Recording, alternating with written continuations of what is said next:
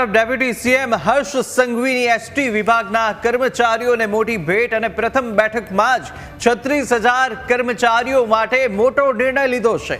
Fix પગારના કર્મચારીઓને તહેવાર પેશગી આપવાનો નિર્ણય કરાયો, જ્યાં ફિક્સ પગારના કર્મચારીઓને 10,000 તહેવાર પેશગી આપવાનો આ નિર્ણય વાહન વ્યવહાર વિભાગના અધિકારીઓ સાથે બેઠક થઈ અને ત્યારબાદ આ નિર્ણય કર્યો છે। અને સાથે અગાઉ માત્ર ફિક્સ પગારના કર્મચારીઓને 5,000ની પેશગી મળતી હતી, ત્યારે હવે 10,000 મળશે। વધુ વિગતો મેળવીએ, સંવાદદાતા મલ્હાર ફોનલાઈન પર જોડાયા છે। મલ્હાર, એસટી વિભાગના કર્મચારીઓએ ખૂબ જ મહત્વનો અને મોટો નિર્ણય ડેપ્યુટી સીએમ દ્વારા લેવાયો। ચોક્કસથી કુશાગ્ર નજર કરીએ તો રાજ્યના નાયબ મુખ્યમંત્રી અને વાહન વ્યવહાર મંત્રી હર્ષ સંઘવી જે છે તે પદભાર ગ્રહણ કર્યા બાદ જે છે તેમણે બેઠકોનો દોર જે છે તે અલગ અલગ વિભાગો સાથે શરૂ કરી દીધો હતો, જે અંતર્ગત સાંજે જે છે તે વાહન વ્યવહાર અને નિગમની જે છે તે બેઠક મળી હતી।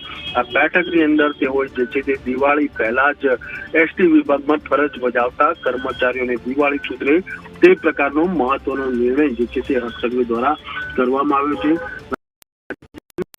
મુખ્યમંત્રી દ્વારા જે છે તે નિર્ણય કરાયો છે કે એસટી વિભાગમાં ફરજ બજાવતા તમામ 36,000 કર્મચારીઓને જે છે તે દિવાળી પેશગી રૂપે જે છે તે 10,000 રૂપિયા આપવાનો જે છે તે નિર્ણય કરાયો છે। અગાઉ જે છે તે માત્ર 5,000 રૂપિયા આપવામાં આવતા હતા, પરંતુ એસટી વિભાગના કર્મચારીઓ જે છે તે પોતાના પરિવારને છોડીને, પરિવારથી દૂર રહીને નાગરિકોની સેવામાં સતત જે છે તે વ્યસ્ત જોવા મળતા હોય છે।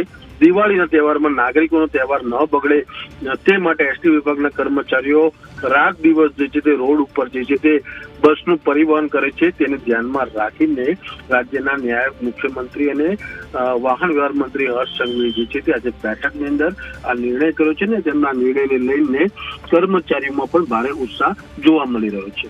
બિલકુલ મલ્હાર, માહિતી સાથે જોડાવા બદલ આપનો આભાર।